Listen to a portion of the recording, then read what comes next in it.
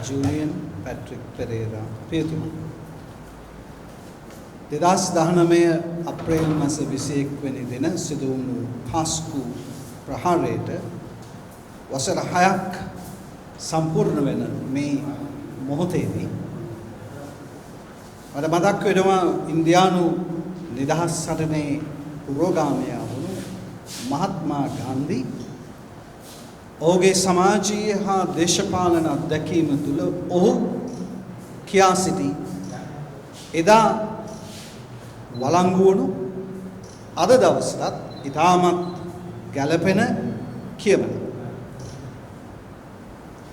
ඔහුගේ ලියවිල්ලක ඔහු සඳහන් කරනවා මම විශ්වාස කරන මම දන්න දෙවියෝ සත්‍යයේ දෙවියන් සත්‍යයෙන් තොර සත්‍යයෙන් එහාට ගිය දෙවි කෙනෙක් මම නොදන්නා බව ඔහු කියා සිටිනවා.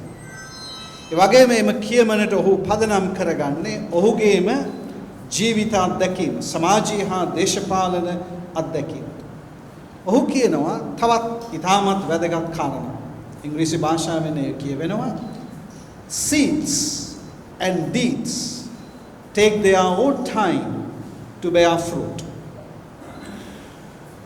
බීජයක් ගහක් වෙන්නට එහි ඵලදැරීම දකින්නට අපි නොසිතුවත් කාලයක් ගත වෙනවා. බීජ ගස් වීමට කාලයක් ගත වෙනවා වගේම තමයි අපි කරන ක්‍රියාව යහපත හෝ අයහපත ඵලදරන්නට එළියට එන්නට ලෝකයට නිරාවරණය වෙන්නටත් කාලය ගත වෙන බව. එක්තරා වෙදයකින් අද දෙසැම්බර් 2025 අප්‍රේල් මාසේ 21 වෙනි දිනට ආසන්නව තිබෙන මේ මොහොතේදී සමාජ මාධ්‍යයේ සංසරණය වෙන බවට අපට දකින්නට ලැබුණා. ලංකාවේ ආරක්ෂක පරීක්ෂණ ආයතනයේ අධ්‍යක්ෂක ජනරාල්වරයා හැටියට කටයුතු කළ අසංග අබේගුණසේකර නැමැති මහත්මයා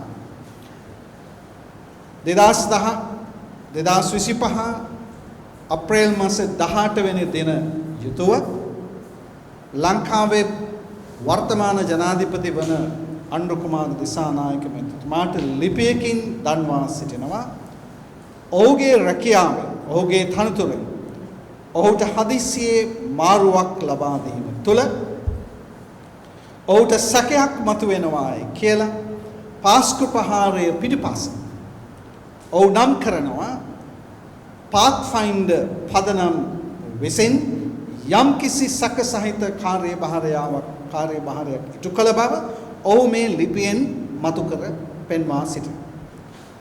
අපි මෙච්චර කාලයක් නොඅසපු දෙයක් අපි හරියාකාරව නොදැන සිටි දෙයක්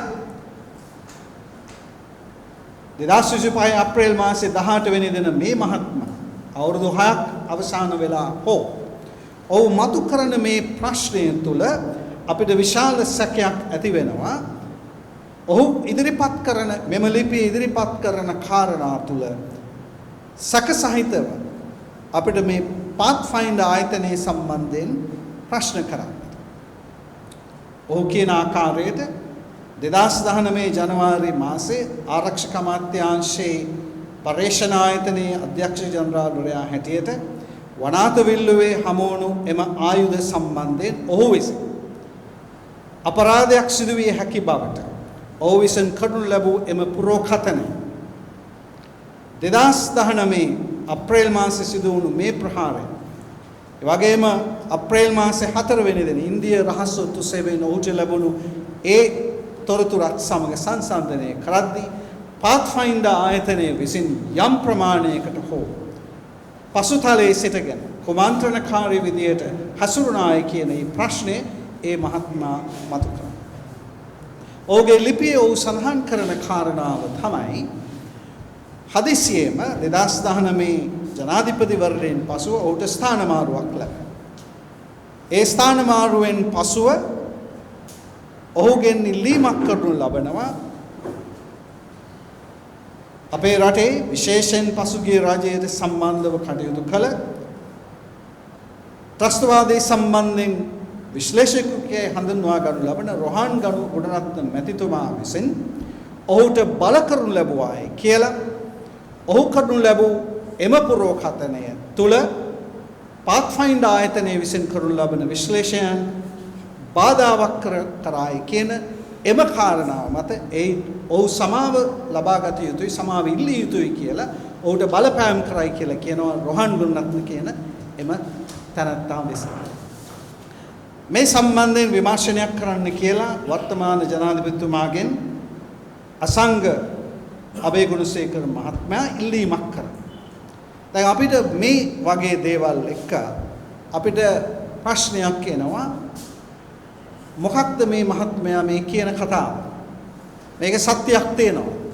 ඔහු කියන ආකාරයට පාත්ෆයින්ඩර් ආයතනය විසින් යම් කිසි කුමන්ත්‍රණකාරී වැඩපිළිවෙලක් ඉදිරියට ගෙනාවා.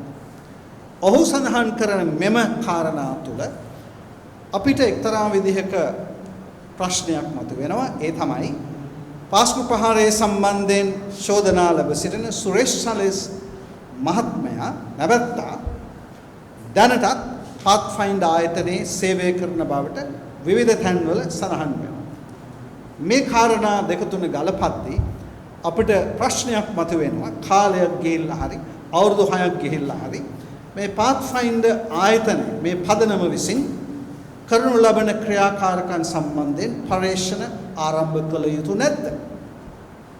පාත්ෆයින්ඩර් ආයතනයේ වර්තමානයේ මුළු මේ පාස්කු ප්‍රහාරය සම්බන්ධයෙන් අප කරන හඬ ගැසීම් නැගීම් වලදී චෝදනාවට ලක් වෙන සුරේෂ් සලේ මහත්මයාව එම ආයතනයේ විසින් රැකියාවක් ලබා දී ඔහුට යම් කිසි විදියක දායකත්වයක් දෙනවා නම් ඒට හේතුව මොකක්ද? පිරිසිදු ආයතනයක් නම් ප්‍රසිද්ධියේ චෝදනා ලබන සුරේෂ් සලේ වැනි අයව තමුන්ගේ ආයතනයට බද්ධ කර ගැනීම තුළ ඔවුන් අතීතයේ කළ දේ වර්තමානයේදී ඔවුන් විසින් යම් ප්‍රමාණයකට හෝ ඉදිරියට ගෙන යනවාද කියන සැකය මතුවෙනවා.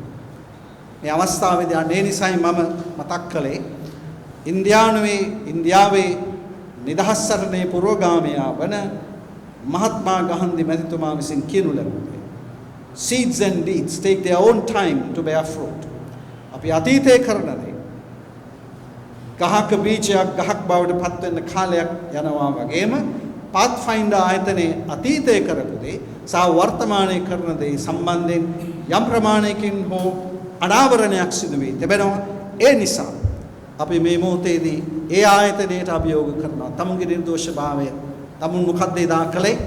අද මොනවද කරන්නේ? ඇයි මේ විදිහට චෝදනාවක් ලක් වෙන්නේ? මේ මහත්මයාගේ චෝදනාව සම්බන්ධයෙන් පරීක්ෂණයට ඔබතුමාලා මුහුණ දෙන්න සූදානම්ද? අන්න එවැනි බරපතල ප්‍රශ්න අපිට මතු කරන්න සිදු වෙනවා. අපි දිගින් දිගටම අවුරුදු 6ක් තිස්සේ ඒ අවුරුදු 6ක් නෙමෙයි අවුරුදු 60ක් ගියත් අපි මේ සටනේ ඉදිරියට රැඳී සිටින බව අපේ ජනතාවට අපි මතක් කරනවා.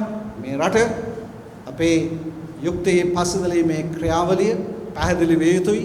මේ රටේ ඉදිරි අනාගතයේ එවැනි ව්‍යසන සිදු නොවිය යුතුයි. මොන ජාතියකට අයිති වුණත් මොන ආගමකට අයිති වුණත් නිදහසේ ජීවත් වීමේ අයිතිය අපේ ඉදිරි අනාගත පරම්පරාවට අපි ලබා දිය යුතුයි කියන ස්ථාවරයේ සිට අප කරන මේ සටනට අපි තවත් වැඩියෙන් කැප වෙන බව සඳහන් කරමින් පාස්කු ප්‍රහාරයේ සත්‍යය තුළ අපට එළි දක්වන ඒ දේවත්වය ඒ දේව බලය අපි සියලු දෙනාම අත්දැකීමින් සිටින බව මතක් කරමින් කිතුණු විශ්වාසයට මේ සාක්ෂි දැරීමක් බව මතක් කරමින් මානියා ස්තුතියි.